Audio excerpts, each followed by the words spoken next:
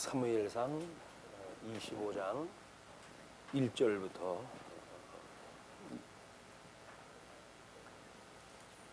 사무엘이 죽음에 온 이스라엘 무리가 모여 그를 두고 슬피 울며 라마 그의 집에서 그를 장사한지라. 다윗이 일어나 바란 광야로 내려가니라.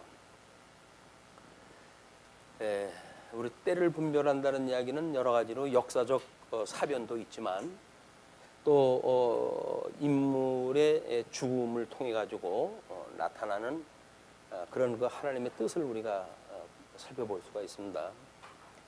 오늘 25장은 다윗이 보호를 받는 장면인데요.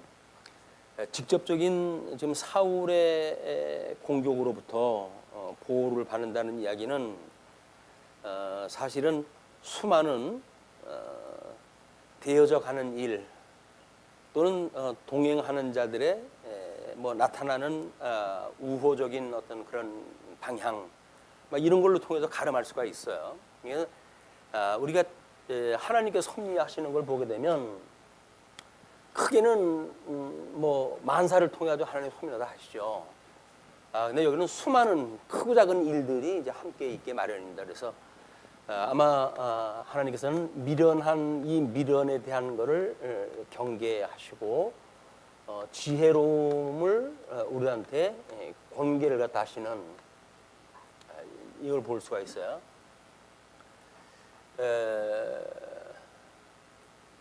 이거는 다른 말로 하죠. 징계로 볼 수 있어요. 미련한 자는 징계하시는. 그래서 이거를 권징이라고 합니다. 권징. 우리 교회의 표지를 보게 되면 우리의 말씀, 그 다음에 성례, 그 다음에 권징, 이 세 가지가 우리 교회가 교회인가, 성경적인 교회인가 라를 가름할 수 있는 이것이 표지예요. 이 표지라고 하는 건 한문으로 해서 표식이라고 쓰는 겁니다. 표식. 알 수 있는 그런 그 표대라는 이야기죠. 말씀, 성례, 권징인데 우리가 율법을 주신 것은 이런 미련한 거로부터 죽고 그리고 우리 지혜로움으로부터 다시 살아나는 예수 그리스도의 은혜를 따라 가지고 죄 아래서 우리가 죽고 그 다음에 성령 안에서 예수 그리스도 안에서 새 생명으로 살아나는 이걸 보여주는 것이 하나님께서 이스라엘 구약 역사를 섭리하시는 그런 큰 축이라고 보여집니다. 물론 3대 언약을 이루시는 그런 역사적 내용도 있지만 그 내용을 보게 되면 그 시편 기자들을 보게 되면 대부분 이런 지혜로움과 미련한 자를 특별히 잠언이라든지 이런 데서는 이걸 이제 강력하게 표현하다 하지요. 그래서 지혜자에 대한 것은 예수 그리스도를 그리고 이 미련한 것은 예수 그리스도가 아닌 우상에 대한 이런 내용으로 해서 끊임없이 이제 설명이 되어지고 있습니다. 오늘 이 사무엘이 죽었다는 이야기는 어떻게 보게 되면 사무엘이 지금 마지막 사사거든요. 말씀이 희귀하던 시절에 하나님께서 한 여인을 통해 가지고 소원을 갖게 하시고 그리고 마지막 사사를 출생하여서 성전에 바침받게 하시면서 마지막 사사의 역사의 결말을 맺게 되어집니다. 거기에 사무엘이라고 하는 인물이에요. 사무엘 마지막 그 사사니까 오늘 그 25장 1절 가게 되면 사무엘이 죽는 사건부터 이제 이 전개가 돼요. 그 이야기는 사사 시대가 끝이 나고 여기는 이제 왕정이라고 이야기를 할 수 있겠으나 이거는 삼직을 통한 하나님의 사역이 시작되어진다고 볼 수가 있는 거죠. 왜냐하면 사사는 삼직을 공이 가지고 있는 그런 그 직임이지만 왕정에 가게 되면 왕과 선지자와 제사장과 이것이 구분되어져 가지고 이제 정치가 되어지는 거거든요. 이게 지난 시간에는 그 삼직으로 해가지고 갓 선지자 아비가일 또 제사장 또는 이제 다윗의 왕 해가지고 모형적인, 아직은 사울이라고는 임금으로 쫓김을 받는 다윗이지만 하나님께서는 이미 삼직의 정부를 시작을 하셨어요. 뭐 어떤 사람은 누가 잉태됐다고 아들로 치냐, 출생을 해야 아들로 치지, 뭐 이렇게 얘기하는 사람들이 있거든요. 근데 우리나라 어른들은 아버지 날 낳으시고 어머니 날 기르셨다고 해가지고 아버지 몸에서도 나오는 거로부터 출생이 시작이 되어집니다. 그리고 태안에서 10달 동안 어머니가 기르는 거예요. 양육을 갖다 하는 거예요. 그러니까는 가시적인 현상을 갖다 보느냐, 아니면 그 뿌리로부터 뭘 갖다 생각하는가는 매우 생각하는 거에 달라요. 뭐 어떻게 보게 되면 맞죠. 세상에 출생을 갖다 했으니까 생일이 있지. 나지도 않은 애가 무슨 생일이 있냐, 뭐 이렇게 얘기하다 하는데, 우리 조상들은 낳지 않은 아이를 살아있는 인격체로 인정을 해가지고 끊임없이 태교를 하곤 했습니다. 그 이야기는 인격적으로 그 아이를 대우를 다 한 거예요. 살아있는 생명체로 인정을 다 했다는 거거든요. 이런 개념이 달라지게 되면 뭐 이제 현금 자꾸 이제 예를 들면 현재 있는 일들이 예를 들기 때문에 정치 이야기가 나오는데 뭐 전 정치 이야기 하려고 하는 게 아닙니다. 이제 이렇게 현상적으로 일어나는 일들이 우리가 가까이서 볼 수 있는 일들이니까. 그래서 이제 임시정부가 과연 정부의 태동으로 볼 수가 있느냐, 아니면 그것이 선포대응으로부터 시작되지 않느냐, 뭐 이런 그 문제도 같은 맥락이라는 거예요. 이게 같은 맥락으로 우리가 이런 거를 읽어내는 이런 것들이 우리 일반 계시적인 그런 그 세태를 보는 것도 그런 지혜로부터 나오는 거기 때문에 정치에 참여라든지 이런 그 개념이 아니라 과연 우리는 어떻게 볼 것인가, 그 생명을 잉태된 때로부터 생명으로 볼 것인가. 일본의 트럼프가 자기 나라에서 태어났다고 해가지고 우리나라 국민으로 인정한다고 하는 건 말도 안 돼, 뭐 이렇게 이야기를 했다 했어요.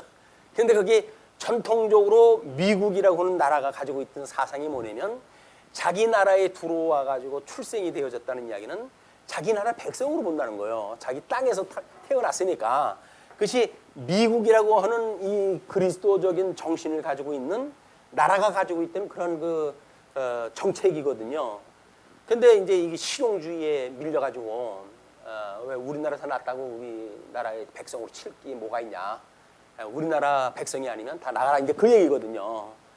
이거 이제 민족주의적인, 이런 기독교적인 어떤 그 사상으로부터 민족주의적인 정신으로 퇴보되어지는 것이 그런 사람들의 이제 생각이에요. 뭐 근본주의가 돼가지고 예수님 오실 날이 이제 또 뭐 예수님이 오시는 것이 아니라 이스라엘에 다시 회복이 이루어진다고 하는 그것 때문에 예루살렘으로 해가지고 대사관도 옮기고, 이런 사람이 또 이런 데 와가지고 전혀 다른 생각을 가져요. 그냥 정신 분열입니다. 그냥 하나의 원리에 의해서 세상을 읽어내는 게 아니라 그때그때 달라요. 그때그때 달라요. 마치 럭비공이 어디로 튈지 모르는 사람과 같이 이럴 적엔 이 얘기하고 저럴 땐 저 이야기하고, 우리나라하고도 좋은 척하다가 또 생뚱맞게 또 쌩까고 그래요 또. 참 외교라는 게 그렇게 어렵구나. 그냥 생각 같아서 힘만 있으면 확 받아버리고 말 텐데, 힘이 없는 약속 국가니까 어떻게 해? 그냥 참고 또 좋게 의미를 두고 해석을 갖다 하고 한 발자국 양보를 하고, 한쪽에서는 왜 못난 짓 하냐고 또 치 받는 사람들도 있고, 그런데도 불구하고 그러지 않으면 어떻게 해요 그러면? 그러니까는 그냥 이번에 국방부 장관이 이북에서 막말을 하는데 어떻게 할 거냐 이래가지고 이야기를 하니까, 원래 막내가 힘으로 딸리면 그렇게 이야기할 수가 있는 겁니다 라고 하는 걸로 이야기를 했더라고요. 맞습니다. 얼마나 성질이라면 그렇게 이야기를 하겠어요. 힘 있고 여유 있는 사람이 참고 어차피 남북 통일을 이끌어내려면 그 일일이 긁어가지고 일이 되겠어요. 어지간한 거는 참고 인내하고 하다 보게 되면 좋은 날이 오지 않겠는가라는 생각을 가지고 이제 하는데, 무너뜨리려고 하는 사람들은 사사건건 시비를 하다 걸게 되어지냐, 그것도 이제 못할 노릇일 것 같아요. 근데 이 마찬가지입니다. 이 지혜로운 자와 미련한 자의 이 사건이 25장의 출발점부터 시작이 되어지는데, 우리 사사 시대가 끝이 나고 시대를 분별치 못하느냐라고 하는 그 이야기예요.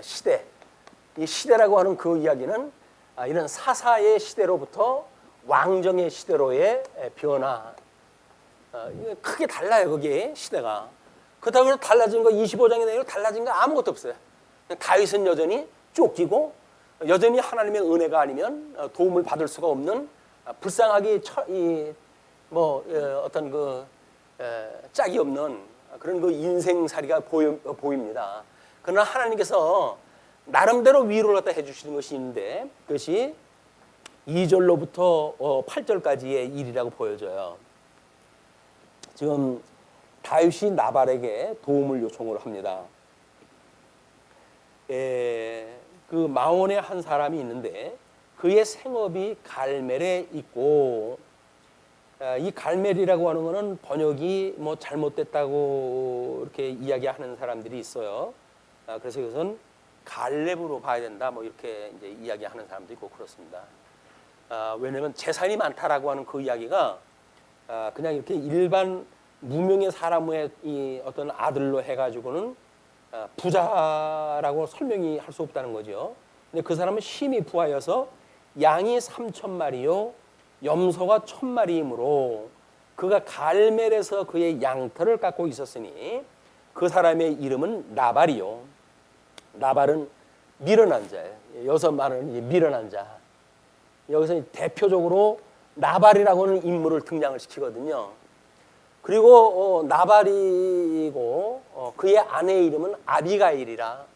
이 아비가일은 우리 뭐 아비한테 지혜롭다고 불림을 받는 그런 그 인물로 보통 이제 그 이름이 소개가 되어지니까, 이거는 지금 나발과 아비가일이라고는 두 부부의 문제인데요. 이 두 부부의 문제는 어떻게 보면 지금 여기서 우리 다윗이라고 하는 인물과 또는 미련한 자 사울, 하나님 앞에 기름 부음을 받아가지고 다윗 시대로 이미 시작이 되어졌는데도 불구하고 죽을 때까지 사울은 다윗을 죽이려고 시도를 하다 하거든요. 이 미련한 자의 특징이에요. 죽을 때까지 가야 끝이 나요. 미련한 자는 말릴 수가 없어요. 지혜자의 말을 안 들으니까. 그래서 끝장을 봐야 돼. 그 끝장이 죽는 데까지 가는 거예요. 때로는 망할 때까지 가야 돼. 그래야 일이 끝나지. 그렇지 않고 지혜로운 말을 들어가지고 생각을 바꾼다든지 막 이렇게 해가지고 회복되어지기가 어려운 사람들이 미련한 자의 특징이거든요. 우리도 예수 그때 대속이 없으면 그냥 미련한 가운데 살다가 지옥에 갈 수밖에 없는 인물들이에요. 근데 우리 예수님이 우리를 위하여 대속을 갖다 하심으로 해가지고 우리가 지혜로운 예수 그리스도고 한 편을 먹게 되어진 겁니다. 예수님하고 우리가 한 몸을 이루게 되어진 거예요. 이게 놀라운 은혜지요, 이게.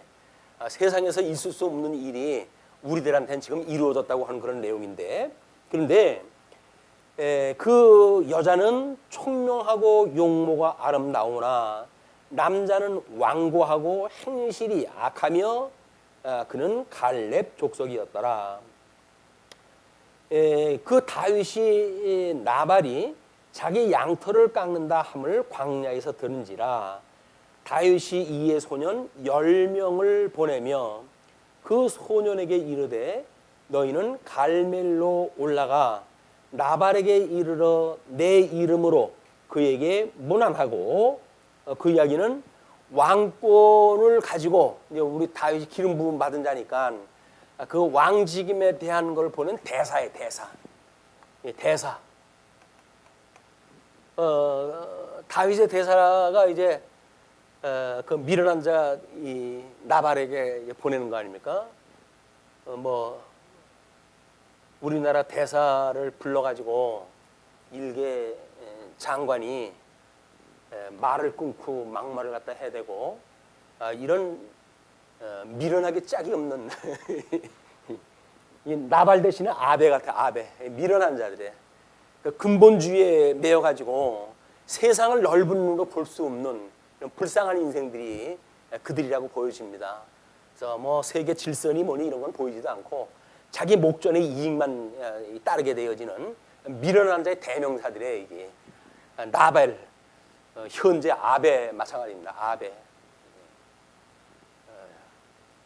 자기네 그 전쟁에 대해서 선배들은 전쟁에 대한 책임도 인정을 하고 사과도 했는데 이 아베 때 와가지고 그게 딱 끊어지고 말아요. 이제 그래가지고는 완전히 찍어 눌러가지고 자기네 완전히 석국의 그 어떤 석국처럼 대접을 하고 싶었던 것 같아요. 한국이 점점 커지는 것이 영 눈꼴 보기 싫어가지고 사단을 이제 낸 것이 이런 그 사태가 여기까지 왔는데 뭐 쌍방이 다 손해죠. 쌍방이 손해지만 우리 젊은 아이들이 독립운동은 안 됐지만 불매운동은 내가 한다라고 할 만큼 백성들의 어떤 정체성 결기를 갖다 이끌어내는 사건이 아니었던가 싶어요. 새로운 시대에 우리가 새로운 시대로 해가지고 열리는 남북 통일을 만약에 대비하고 있는 시대라고 한다면 그 시대를 준비하는 일을 이 나발이 아닌 아베로부터 그것이 시작되지 않았는가 뭐 이런 거 기대도 한번 해보게 됩니다. 하나님께서 그냥 뭐 이런 일을 그냥 섭리해 가시지는 않을 테이고 나름대로 이 복음을 가지고 있는 우리들이 이북에 아직도 지하에서 생명을 걸어가면서 기도하는 수많은 기독교인들이 있는데 하나님과 그들을 외면하지 않으실 거라고 저는 봐요. 그런다고 한다면 뭐 통일이 정치적인 통일이 됐든 뭐 그런 두 체제의 어떤 그런 통일이 됐든 남북이 하나의 민족으로 해가지고 새로운 우리 5천만 시대에 뭐 8천만이 됩니까? 얼마가 됩니까? 뭐 자기가 남북의 그런 시대를 하는 게 준비하다 하신다. 이런 그 비전을 뭐 이번에 아마 8.15에서 이제 그 경축사에서 보여진 것 같아요. 그래서 우리 한국의 저 서해안, 저 동해안 중심으로 해가지고 러시아까지 가는 기찻길이며 또는 뭐 동부 쪽으로 해가지고 가는 중국으로 가는 기찻길을 해가지고 우리 반도로부터 해가지고 저 대륙까지 연결시키는 이런 원대한 꿈을 가지고 지금 우리 민족이 뭔가 지금 땀을 흘리고 있는 거 아닙니까 이게? 이거를 쫓치는 사람들이 있게 마련이죠. 그게 이제 아베를 중심으로 한 일본의 근본주의자들의 일이라고 보여져요.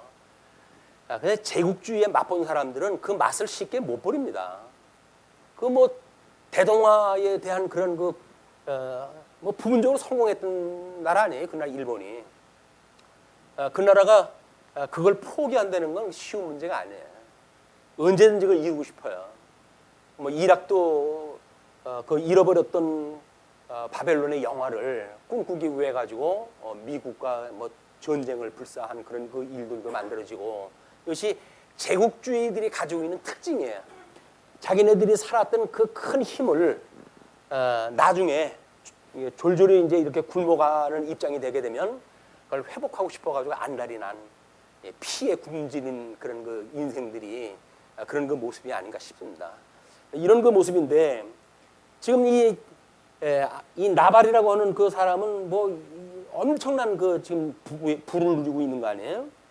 대사를 보내가지고 그 부에게 사는 자에게 이르기를 너는 평강하라, 내 집도 평강하라, 내 소유의 모든 것도 평강하라 라고는 평강을 선언하게 합니다. 평강을 선언하게 돼요.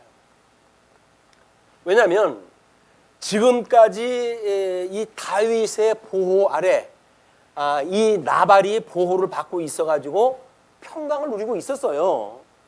그런데 이 평강이 어디서부터 온 걸 나발은 모르는 거예요.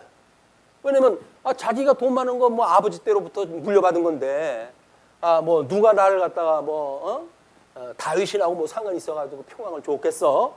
라고 생각하는 자기 이외의 어떤 영향권에서 이 일이 벌어지는지를 알지 못하는 이런 그 일들이 고맙고 답답한 이 미련한 인생들이에요.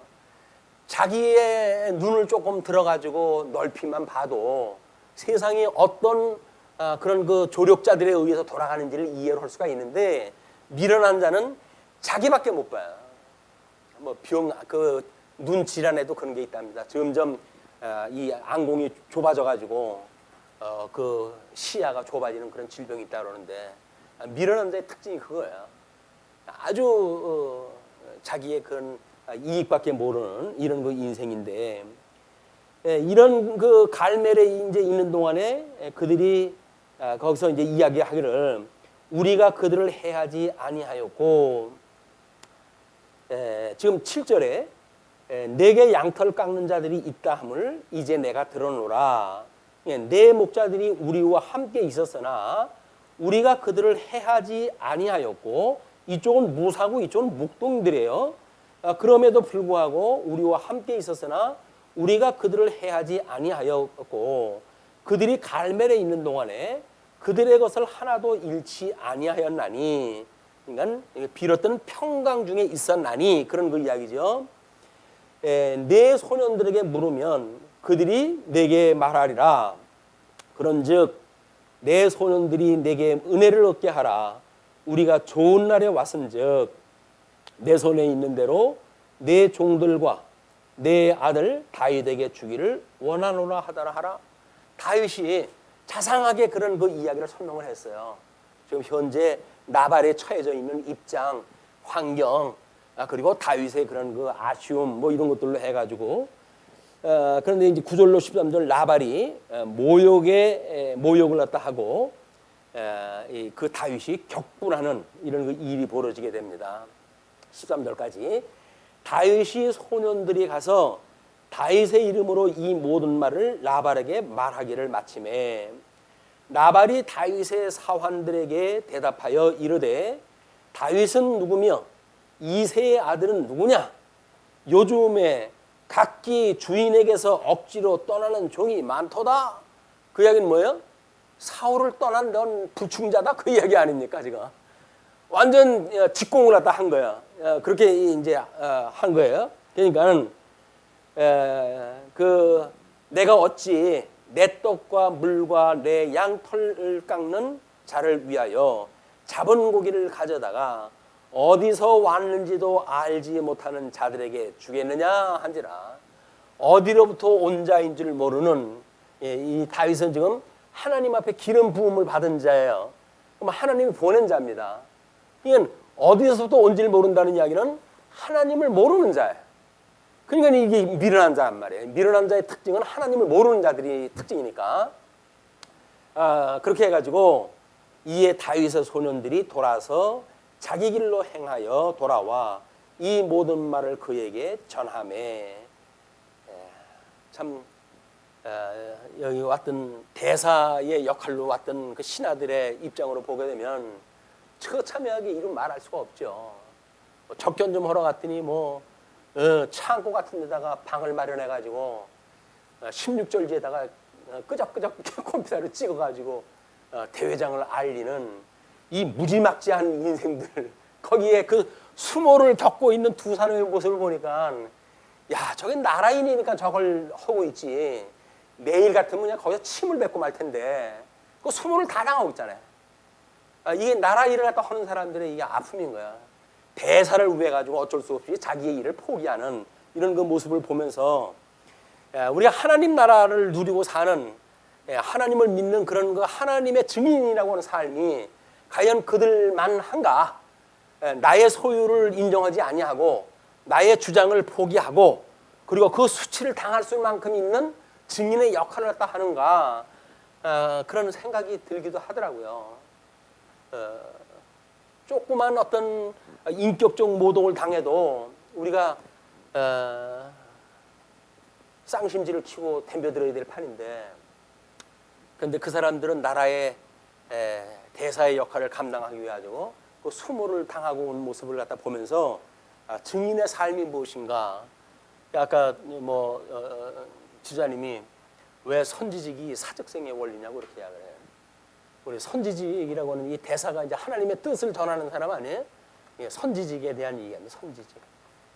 이걸 우리가 사적생의 원리로 이렇게 풀어냈으니까 이게 왜 선지자가 왜 사적생이냐고 이렇게 이야기를 하더라고요. 그런데 사실 우리 아이들은 잉태를 할 때로부터 부모의 속을 갉아먹고 사는 존재들이에요. 때로는 뭐 밥맛을 없게 해가지고 곡기를 끊게도 만들고 그러면서 이 출생이 되어지게 되면 그 뒤로는 부모님한테 등골을 빼먹고 사는 거예요. 등골을 빼먹고 사는 거예요. 자녀를 키운다는 이야기는 부모가 부모의 자기 희생이 없으면 이 자식을 키울 수가 없어요. 우리 자녀들은 과연 부모님들이 나를 위해서 얼마나 희생을 했는지 5월 8일 날 어버이날 노래를 부를 적엔 뭐 나실제 괴로움 다 잊으시고 뭐 노래는 곧잘 하지요. 그러나 부모님이 정말 자기를 위해 가지고 얼마나 자기를 포기하고 자기를 키우는지 이걸 생각을 할까? 이것이 다 늙어가지고 부모님의 은혜를 생각하는 미련한 자의 고백이기도 합니다. 과연 우리 부모님이 우리를 위해서 얼마나 등골을 빼가지고 이렇게 인생을 사셨는지. 자기 삶이 없잖아요. 자기 삶이.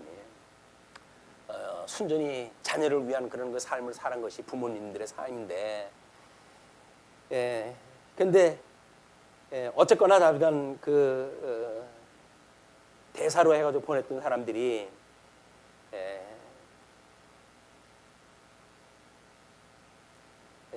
그 하니까 어디입니까 지금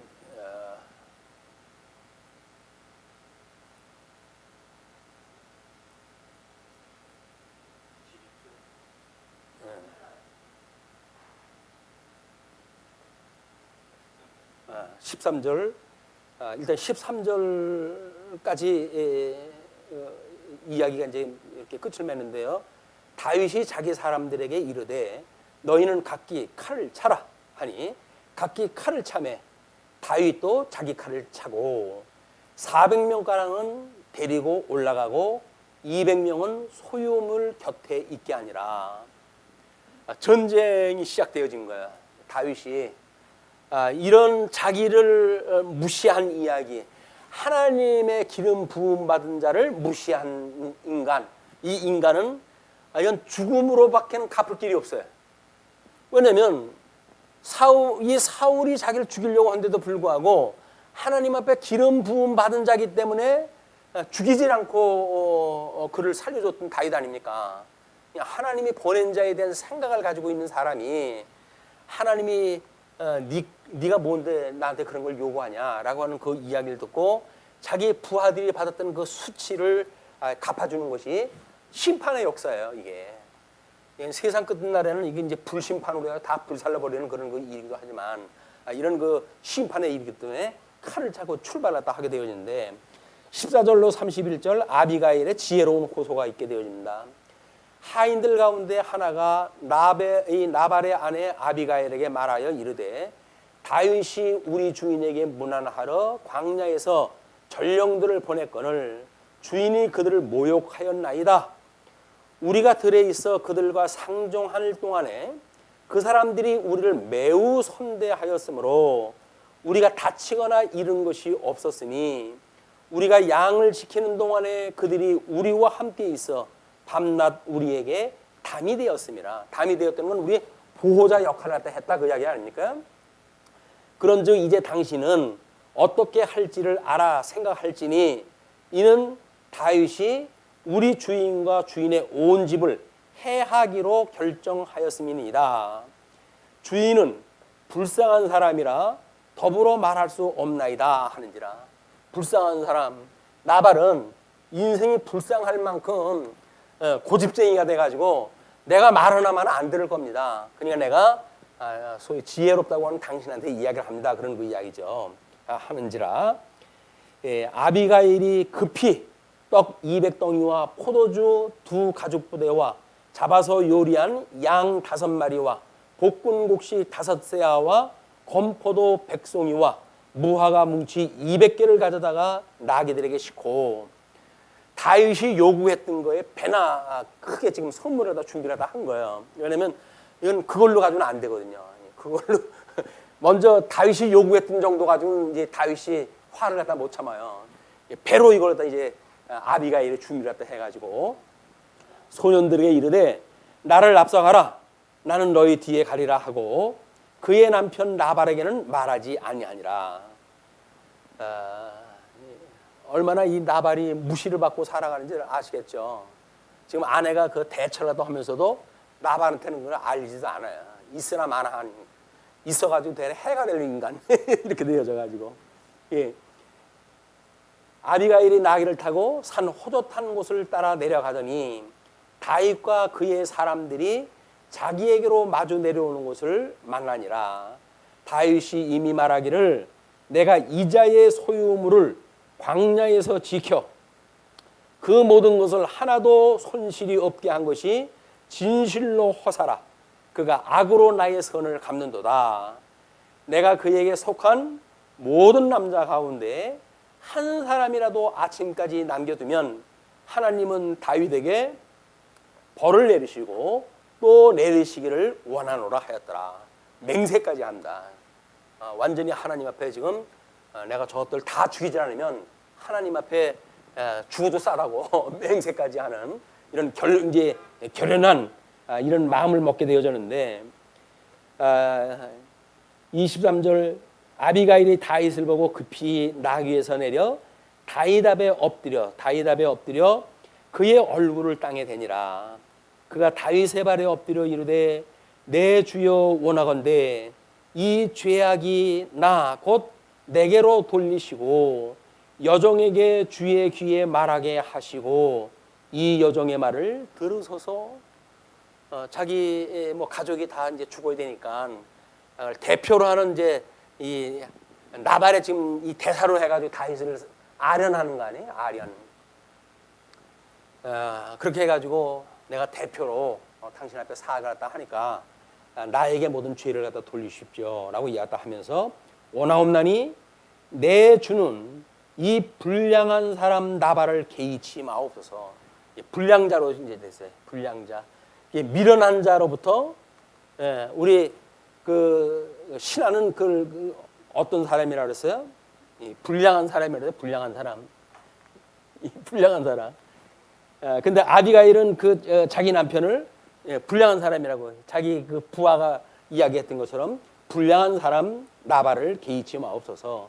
그의 이름이 그에게 적당하니 그의 이름이 미련한 자니까 그에게 적당하니 그의 이름이 나발이라. 그는 미련한 자니이다. 여종은 내 주께서 보내신 소년들을 보지 못하였나이다. 제가 앞서가지고 이제 그런 예물을 보냈는데 당신이 보지 못했기 때문에 지금 나하고 마주쳤으니 나에게 죄를 묻고 저 나발이 했던 미련한 자의 그런 행위는 개의치 마십시오. 우리 이제 이걸 어차피 미련한 우리 아벨에다가 비유를 했으니까 일본의 지성인들이 이제 문제 제기를 했어요. 그런 그 무익한 결정 정책에 대한 비판을 하고 지식인들이 이제 일어났습니다. 모르겠어요. 이제 하나님께서 어떻게 일을 갖다 해가실는지 모르겠지만 미련한 자를 그냥 두시지는 않을 것 같아요. 그 뭐 총리직에서 쫓겨나든지 터든지 뭐 무슨 일이 있어야 이 사태가 수습이 되지. 저 미련한 자가 있고는 이게 해결이 안 돼요. 점점 악으로 치닫고 이렇게 되어지기 때문에. 그런데 내 주여 여호와께서 살아계심을 두고 맹세하노니 여호와 우리 언약대로 이루신 여호와의 이름을 거론했다 합니다. 아비가일이 지혜자라고 하는 이야기는 그냥 지혜로운 자가 아니라 이런 영적 지혜가 있는 자라고 하는 뜻이라고 그래요. 이제 그것이 부모님으로부터 지혜로운 자라고 인정되었다는 이야기는 부모님으로부터 복음을 듣고 성장한 이런 여인을 우리가 이해도 해야 될 것 같아요. 그러니까 이제 하나님 여호와께서 살아계심을 두고 맹세하노니 내 주도 살아계시오니와 내 주의 손으로 피를 흘려 친히 보복하시는 일을 여호와께서 막으셨으니 이 사건의 해석을 아비가일이 지금 해석을 하다 합니다. 내가 지금 당신을 만난 것은 이 사울의 대사로 해가지고 당신을 갖다 만나게 되어진 밀어난 나발의 아내로서 지금 오게 된 건데, 그것은 하나님께서 언약대로 이루시는 분인데 나를 보냈을 적에 무슨 뜻이 있을 게 아닙니까? 그 뜻이 뭐냐면 당신이 손에 피를 묻히지 않게 하시기 위한 하나님의 섭리라고 보여집니다. 직접 원수 갚지 마십시오. 언약대로 이신 여호와라고 한다면 기름 부음 받은 자 당신을 멸시한 것은 하나님을 멸시한 거고, 하나님을 멸시했다고 한다면 하나님께서 심판하실 겁니다. 그런 그 이야기, 신학적인 해석이에요. 그러니 여호와께서 막으셨으니 내 주의 원수들과 내 주를 헤아려 하는 자들은 나발과 같이 되기를 원하나이다.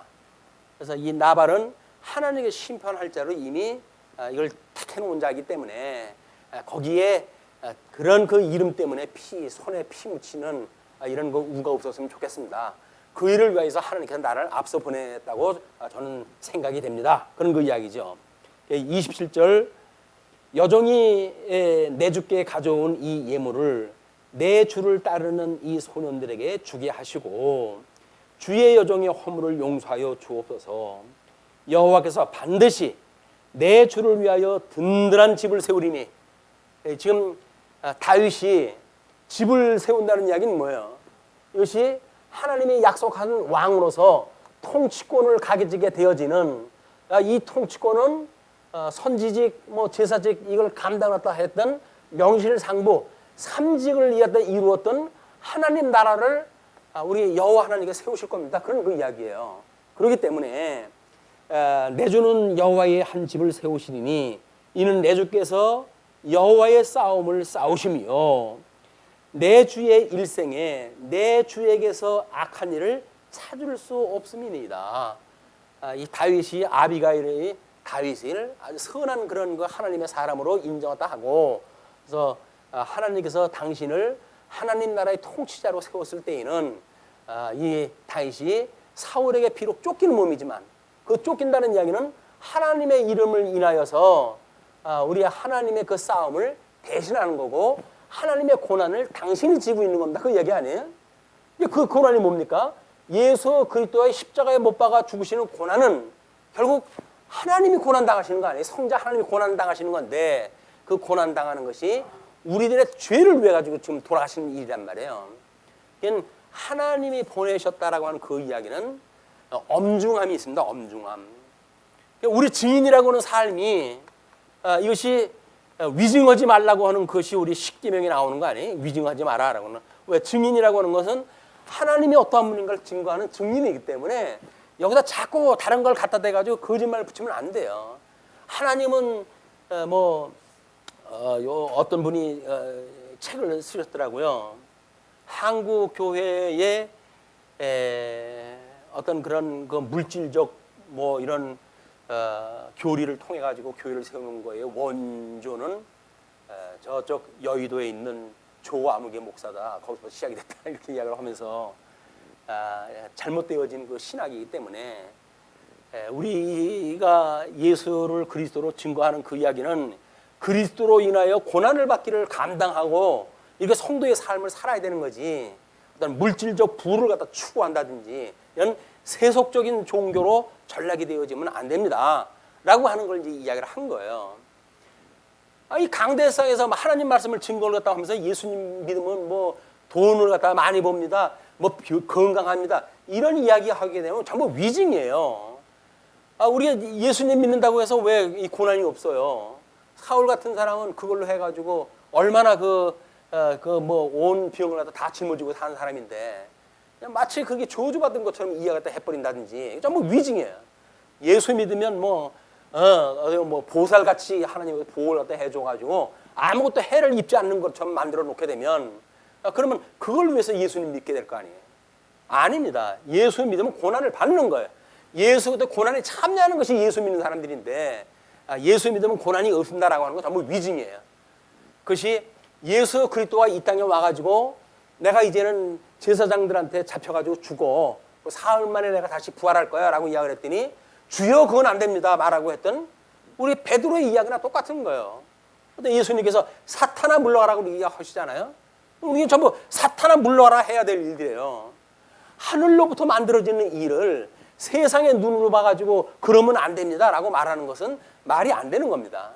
하나님의 뜻은 우리 복 있는 자가 왜 복 있는 자예요? 복 있는 예수 그리스도의 고난에 참여하기 때문에 복 있는 자가 된 거 아닙니까?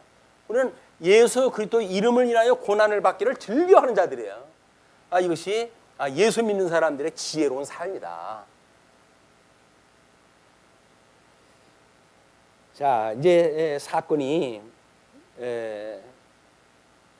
29절에 사람이 일어나서 내 주를 쫓아 내 주의 생명을 찾을지라도 내 주의 생명은 내 주의 하나님 여호와와 함께 생명싸개 속에 쌓였을 것이요.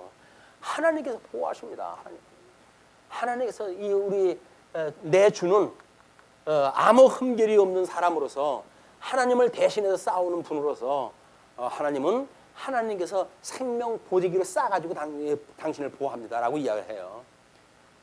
그리고 내 주의 원수들의 생명은 물매로 던지듯 여호와께서 그것을 던지시리이다. 여호와께서 내 주에 대하여 하신 말씀대로 모든 선을 내 주에게 행하사 내 주를 이스라엘의 지도자로 세우실 때에 내 주께서 무죄한 피를 흘리셨다든지 내 주께서 친히 보복하셨다든지 함으로 말미암아 슬퍼하실 것도 없고 내 주의 마음에 걸리는 것도 없으시리니 다만 여호와께서 내 주를 후대하실 때에 원하건대 내 주의 여종을 생각하소서 하니라.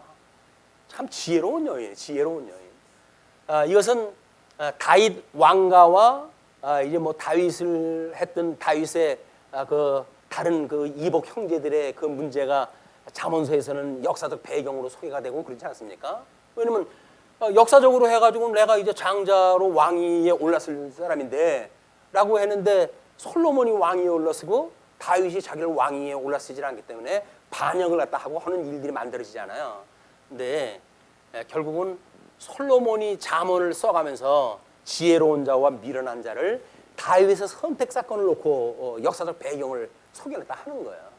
그러니까 지혜롭다고 하는 그 이야기는 하나님의 뜻대로 행하는가 인간의 뜻대로 행하는가에 대한 문제입니다. 사람으로부터의 생각인가 위로부터는 하나님의 생각인가 그런 그 이야기인데 하나님께서 당신을 보호하실 뿐만 아니라 이스라엘의 왕으로 세우실 터인데 그때에 나를 생각해 주십시오 이렇게 이야기합니다. 이 사건은 죽음으로부터 살아나는 부활을 갖다 했을 때 다윗이 우리 사울의 쫓김으로부터 위기를 겪고 마지막으로 부활을 갖다 했을 때 얻어지는 십자가의 사건이에요. 그때 비로소 이 신부에 참여하게 되어지는 지혜로운 성도들의 삶을 지금 아비가일이 우리의 그런 그 예표로 보여주는 모습이기도 합니다. 32절로 35절 아비가일의 호소를 받아들인 다윗이 소개가 되어 있는데요. 다윗이 아비가일에게 이르되 너는 오늘 너를 보내어 나를 영접하게 하신 이스라엘의 하나님 여호와를 찬송할지로다.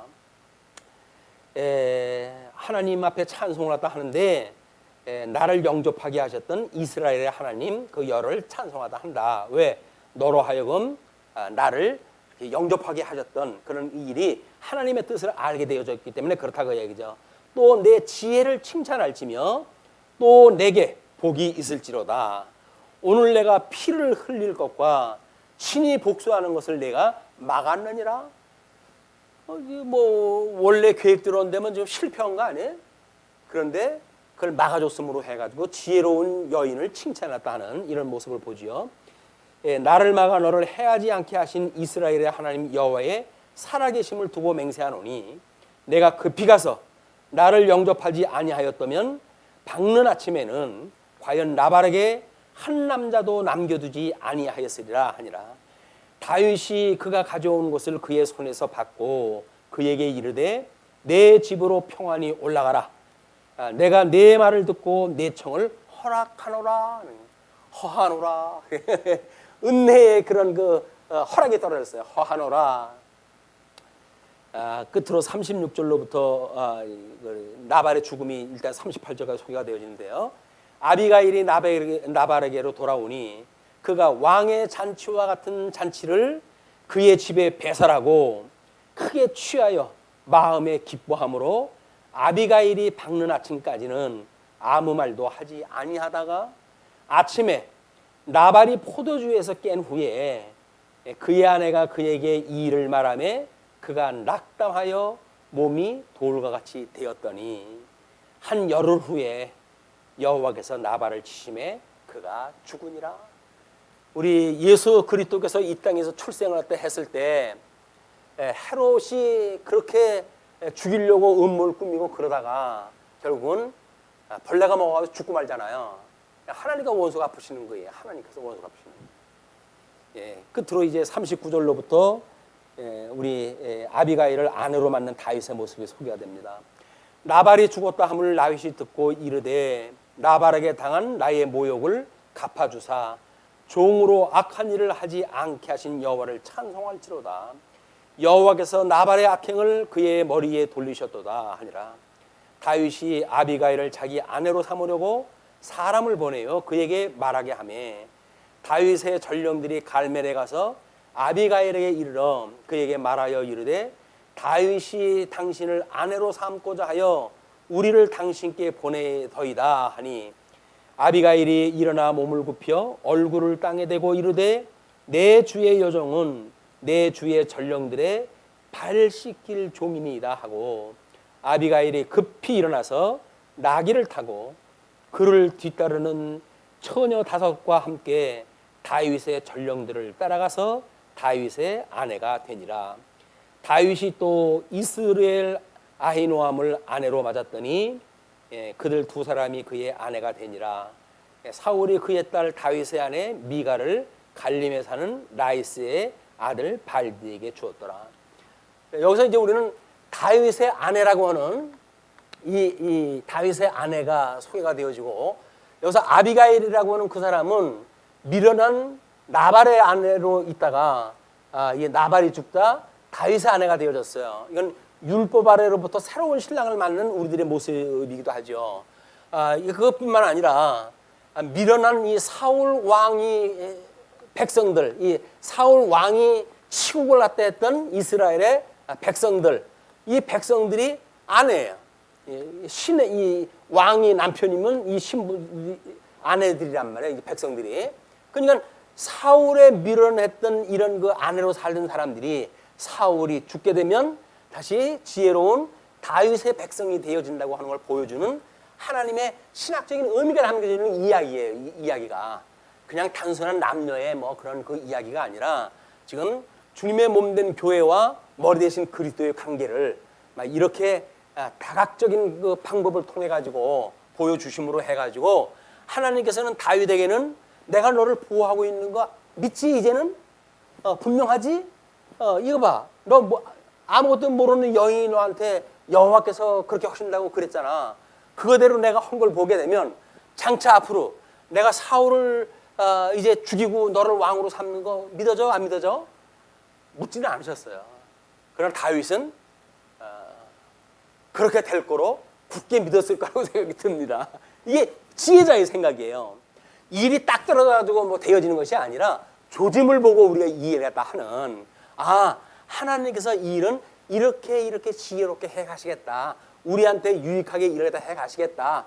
비록 가정적으로 우리한테 고난이 닥칠지라도 그 고난은 우리 예수님으로 인하여 내가 고난받았다고 하는 것을 증명해내는 그런 고난이어서 오히려 하나님께는 더욱 우리 예수 그리스도를 대속으로 구원을 받는 이런 놀라운 사역을 주님께서 하실 것이다 라고 하는 걸 믿는 믿음이 우리한테 이 믿음의 해석이 가능하다는 이야기예요.